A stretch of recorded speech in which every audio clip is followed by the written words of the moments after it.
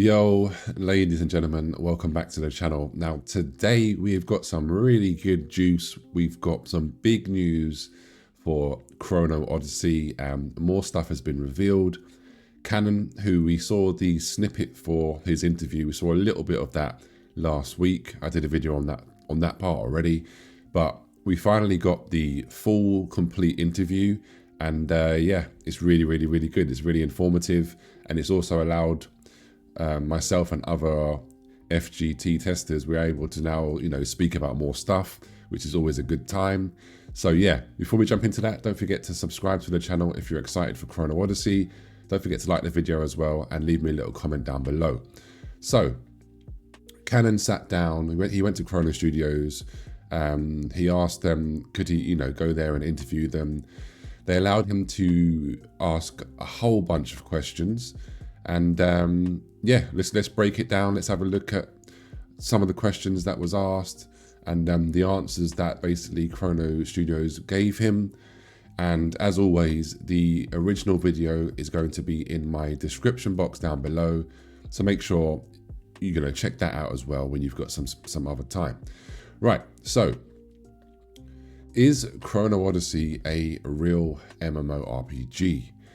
Now, I've already said this many times, but yes, the answer they gave was yes, Chrono Odyssey is a true open world MMORPG with a seamless open world that you're basically free to explore.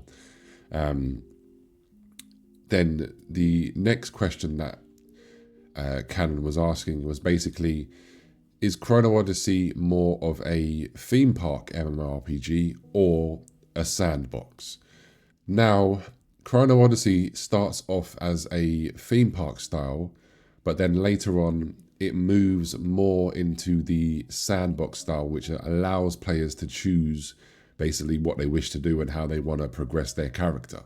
Then next question we have, what makes Chrono Odyssey different to other Korean MMORPGs? And he went along to answer with that normally Korean MMORPGs are like heavily PvP focused, which is actually true. Most of them are pretty PvP focused.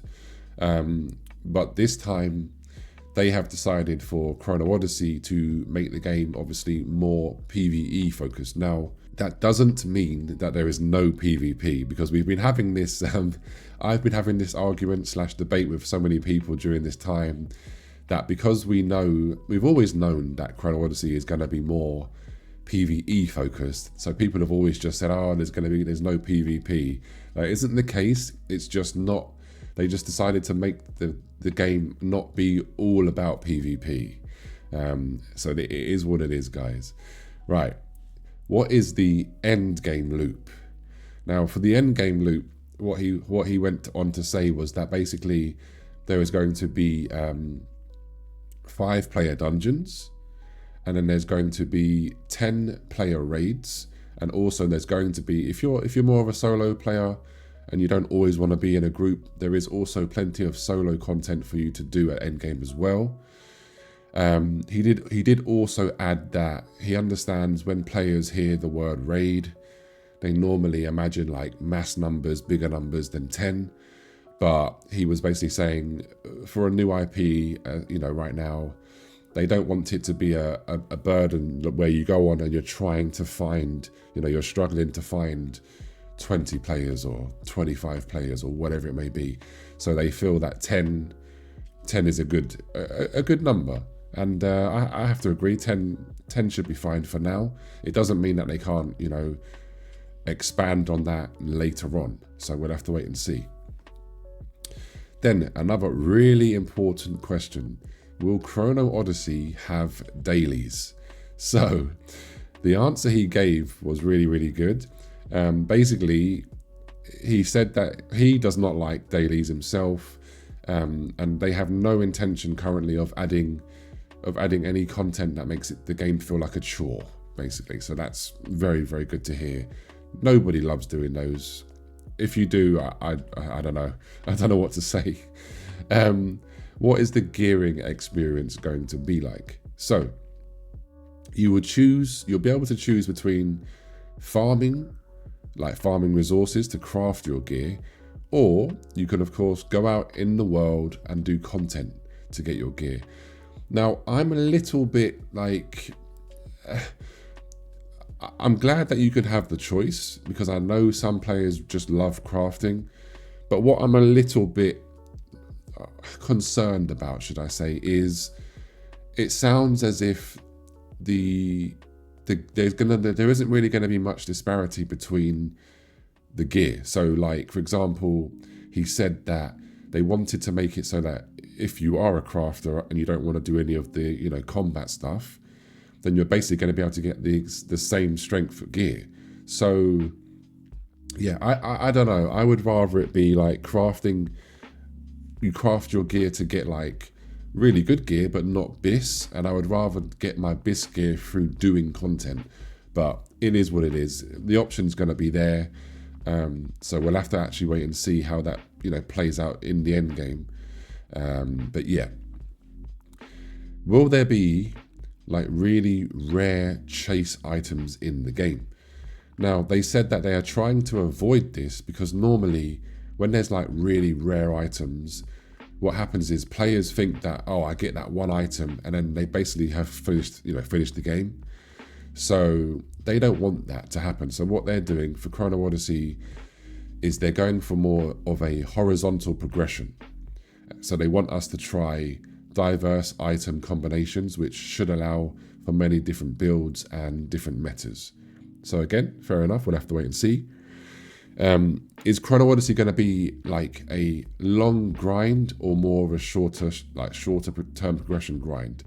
And he said that they don't want to just add tedious grinding just for the sake of it. So it's going to be more of the shorter term progression. So that's cool as well. Now, Canon asked about gear RNG. You know how basically in nearly every Korean MMORPG, there's like really bad drop rates. The RNG is not good at all. Also, there's gear breaking and stuff like that. And in Chrono Odyssey, they said that basically there won't be any gear breaking, which is obviously a huge W. And there's not going to be like really terrible RNG. They want it to be a pleasant experience, not a negative one. So that's really cool. Then Canon was touching upon the skill tree. He was saying that basically the skill tree isn't too big and it's not too complex. Will it get bigger, or will it get more complex down the line? And they said that they designed this with the mindset of the combat is easy to learn but hard to master. So how it's been made is that you'll be able to try different combinations of the skills and stuff, and they designed this with the mindset of the combat is easy to learn but hard to master. So how it's been made is that you will be able to try different combinations of the skills to suit different play styles. So you're not going to be able to like master everything so easily, is basically what he was saying. Now we get to one of the most important questions, in my opinion, and a lot of yours. What will the PvP look like in Chrono Odyssey? So guys, there is going to be open world PvP, which you can flag on or off for. So you can flag on for PvP, and you can just go around the whole world fighting other people who are flagged if you wish to do so. Then there is going to be PvP zones where you do not need to flag. You will go to these zones and you can fight whoever's there. Then of course we have the PvEVP content, which they're calling Eden. Now Eden is going to be a very important bit of content, because it's going to be tied to your character's progression, because there's going to be certain items that can only be upgraded in the Eden areas. And then once you have done that, you can then of course use that in the whole of the rest of the game. Now, this one is very important to myself, and I'm sure a lot of other PvP enjoyers. Will there be battlegrounds or arenas added to Chrono Odyssey? Now, currently, there is no arenas in the game, but he said that they wanted to see, because they've already got all of the structure, it's going to be very easy for them to add 3v3 arena or 5v5, but they want to see what the players' feedback is during the closed beta test. So guys, if you are like me and you would like to see this, make sure after you've played the closed beta test, there's definitely going to be some sort of survey. So make sure in the survey you fill out that you would love there to be a 3v3 arena, a 5v5 arena, a battleground, 20 versus 20, 10 versus 10, whatever it may be, because they do listen to the feedback and they want the feedback. They want to know what players want. So make sure you add that. Now, is Chrono Odyssey more of a single player based MMO or a group based? Now, they basically designed it so that you can do both without having any issues in your progression. So they want to cater, like, as much as I love playing in the group, there is times where, like currently, I've been really ill, I've been really sick. So I don't really want to be, on Discord with everyone, trying to talk, doing this, doing that. I want to just be able to jump into a game, have some fun, and then if I need to get off, then I can get off.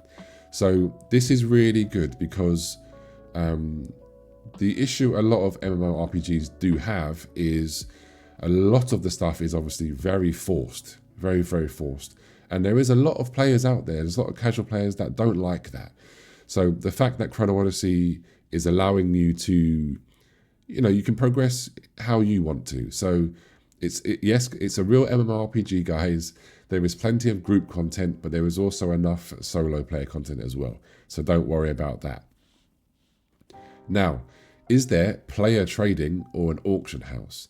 Yes, Chrono Odyssey has an auction house, but there is no player-to-player trading. And they have done this because they believe it affects the game negatively. So like basically talking about botting and RMTing. So they want to try and minimize that by not allowing player-to-player trading. You can trade, but it's going to be via the auction house. So we'll have to see how that pans out in the future.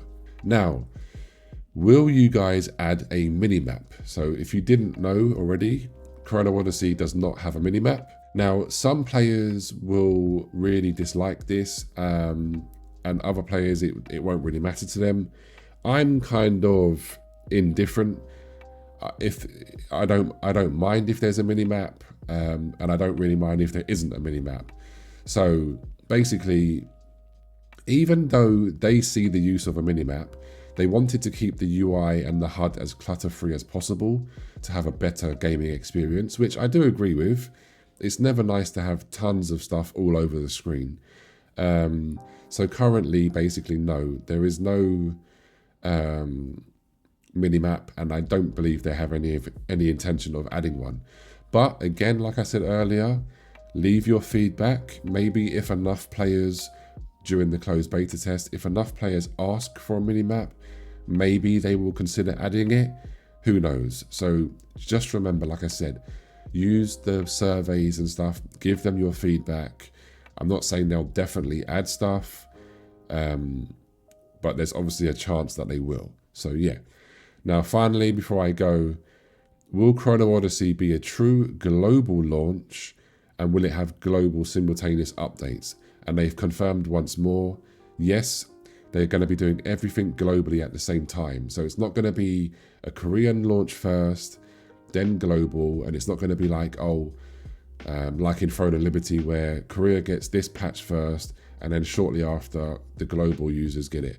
Nope, it's going to be simultaneous. So another big W. This is going to be huge. But yeah, that's going to be it, guys. Really, really good news. Huge thanks to Canon once again. Amazing, great interview. And yeah, leave me a comment down below. What are your thoughts? Don't forget to subscribe. Have a beautiful day, and I'll catch you very, very soon. Take care. Peace.